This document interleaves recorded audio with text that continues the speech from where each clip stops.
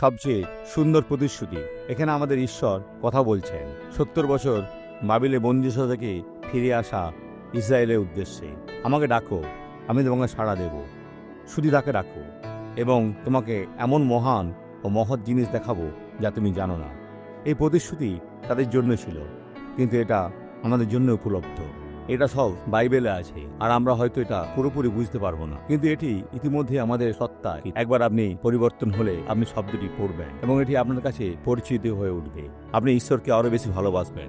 তিনি মানবতার উপরে যে সমস্ত মঙ্গল ঢেলে দিয়েছেন তা আপনি অনুভব করতে পারবেন। আসুন প্রার্থনা করি। পিতা, আমি আনন্দের সাথে প্রার্থনা করি, এই ব্যক্তির জীবন থেকে সমস্ত মন্দকে তিরস্কার করি তোমার উত্তরের আশায়।